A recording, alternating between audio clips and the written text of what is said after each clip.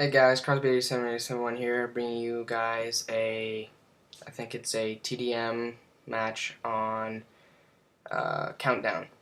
Yeah, I go pretty like decent. I get a decent score this game. I was playing against pro players, I guess you could call them. They're like third and fourth or fifth prestige, and yeah, and I'm not first prestige yet. I'm level 85. Um, this was when I was 84, and yeah, so I have not prestiged yet. I probably will when I get to 90 for the first time, and yeah, I know it's kind of a low level, but oh well. This is going to be another tech talk, I guess. Fairly long one, about 15 minutes or so. Yeah, 15 and a half or 15 minutes, and yeah. Gonna cover a lot of topics, not too in depth in a lot of them, but yeah, pretty much what's been happening over the past week or so, 2 weeks, about yeah.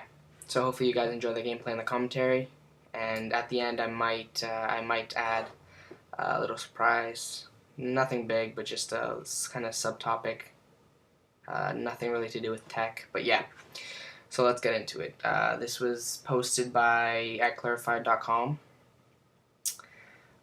So EA to relaunch The Simpsons tapped out game this week. This was the 15th of August, so Wednesday, 2012. And what it says here in the article, it says Electronic Arts has announced that it plans to relaunch The Simpsons tapped out game this week after it had to be pulled due to overwhelming demand. And then it says, quite honestly, we bit off more than we could chew to start with. EA's Peter Moore said on stage on Gamers.com while making an announcement. Dope! So yeah. And it's free to play, and it features the elements from the upcoming 24th season. And I've played it. It's a pretty good, cool game, but I don't play it that much anymore. But for free, that's definitely a good price. And yeah, good price. Next topic. Let's see. Okay, Apple TV. Apple in talks to offer set-top box for U.S. cable TV. So Apple is in talks with some U.S. cable operators to offer a set-top box for live television, reports the WSJ. The talks represent Apple's most ambitious crack at infiltrating the living room after years of trying. Apple doesn't appear to have reached a deal with any cable operators. One obstacle may be the reluctance of operators to let Apple establish a foothold in the television business. In the report, if the report is accurate, Apple may have decided to seek a less radical approach for television. Previously, Apple had thought to be trying to license content in an attempt to directly compete with cable. Yeah, so what that's saying is Apple pretty much wants to try and get its own deal with all the big cable providers in the U.S.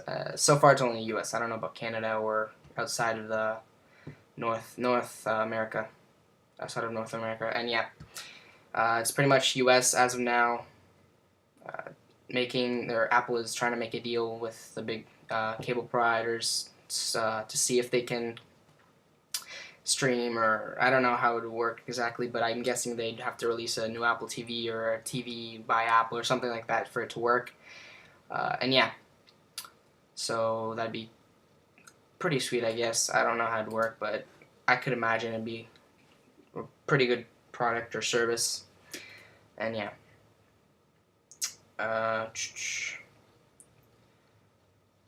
Apple Store cuts personnel to increase profits. Apple apparently cut a bunch of employees from their stores to see if they could increase profits. And yeah, and then in the next article, the follow-up article, it says Apple made a mistake. Apple says retail personnel cutbacks were, quote, a mistake. Wow.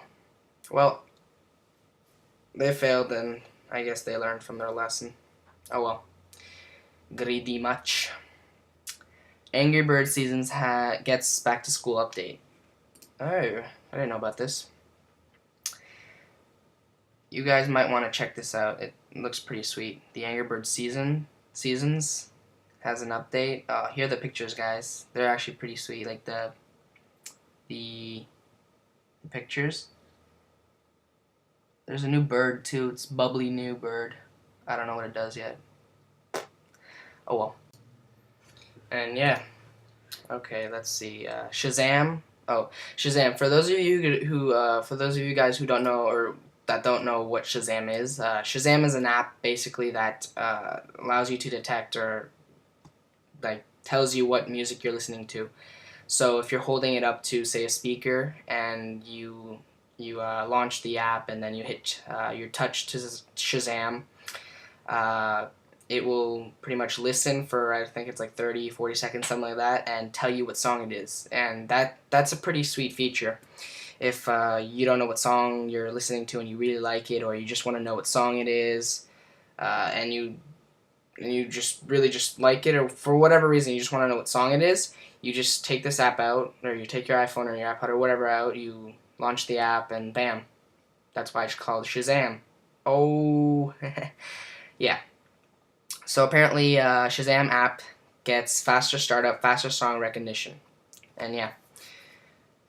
Yeah, for those of you guys who like to listen to music and for whatever reason like to listen to new songs and don't know what the song's name is or whatever, I'd recommend this app if you like guessing songs, I guess, or for whatever reason you want to know what a song's name is. Yeah.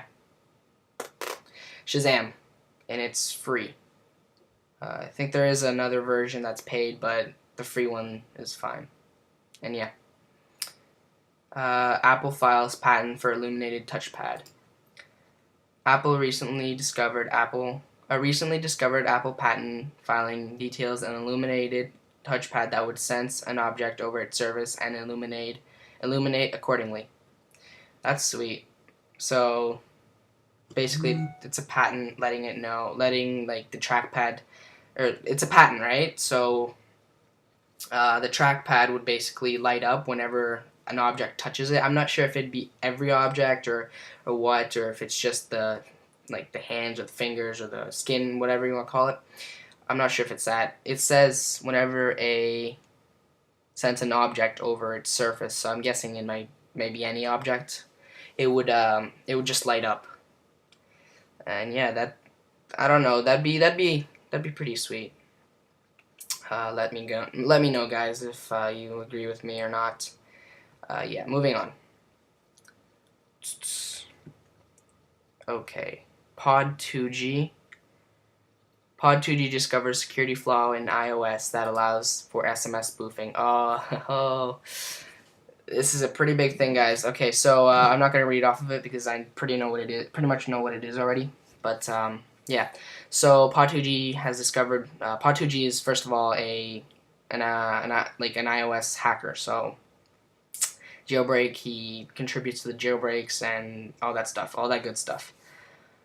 So what he has discovered is to put in simple terms, a flaw that allows a hacker or whoever really wants to ruin someone's life, I guess, or technology at least, ruin someone's tech.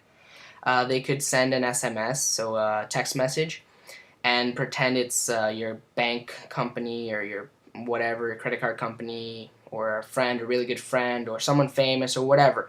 And they could pretty much just send you a link or whatever. And since you're like, oh, okay, this seems trusting, I think I should, some people honestly just don't think. And what they would do is they'd send a link or they'd send a text message to your phone. And since it says that it's legit and it looks legit, the user would click the link or do whatever it says, the text message says, and it would pretty much just mess up your whole device. Or could potentially. And maybe not just your own device, but your accounts that you have linked to your bank accounts or your iTunes account or anything like that, PayPal, anything. So yeah, that's a pretty big security flaw. The flaw has been present since the first iPhone, and is still there in iOS beta 6, iOS 6 beta 4. Notes the hacker, notes Pod2G. Wow, that's kind of sad. It's been this flaw has been in the iPhone, the first gen iPhone. So that's the 2G. So that's since 2007, and like it's current bug. It's a current flaw. So that's wow. And as a final warning, it's suggested that you never trust an SMS received on your iPhone at first sight, at least until Apple fixes the problem. So yeah, guys. So never trust an SMS at first sight, at least. So yeah. And when this is fixed, I'll release a video or something telling you guys that it's fixed. I know you guys might not care, but oh well. I want to help you guys out. And yeah. So next topic.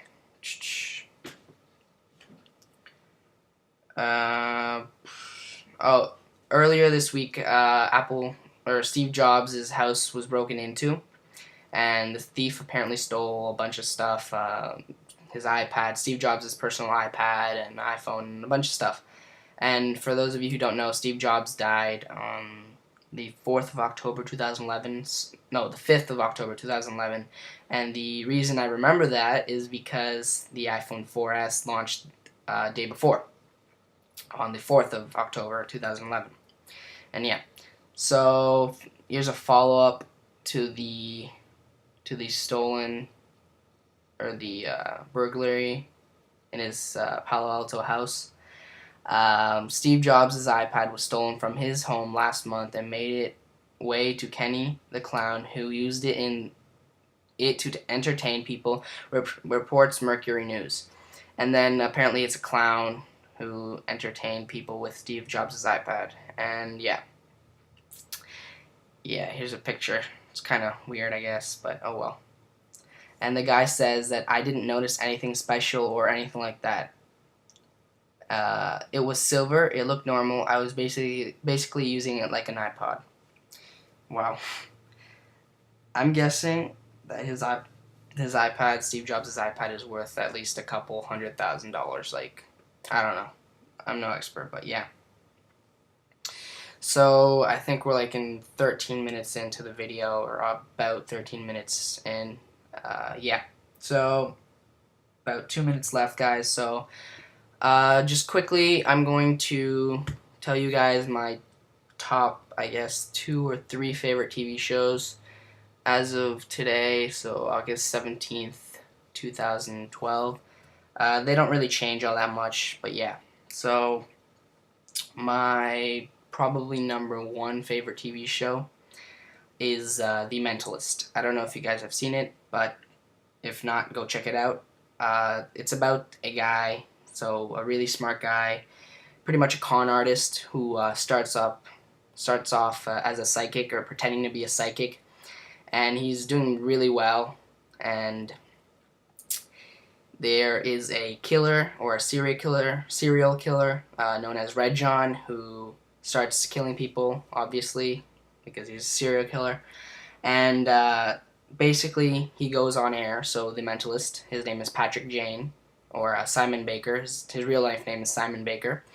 He goes on TV and pretty much just badmouths him and tells Red John that he's a little child and blah blah blah, and yeah. And Patrick was married, and he had a child. He had a little girl. I don't know her age or whatever. But yeah.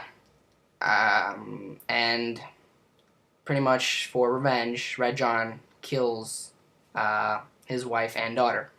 And then he goes into this shock and blah blah blah. He goes into this insane asylum or whatever, mental institute.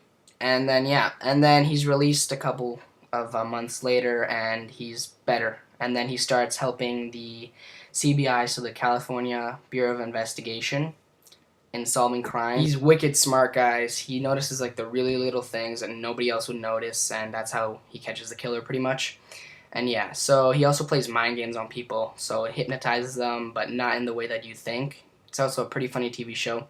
And yeah, that's my first, I guess. Yeah, so second favorite TV show, next video, guys. Sorry for the abrupt ending. Please leave any comments, questions, suggestions down in the comment section below. Peace!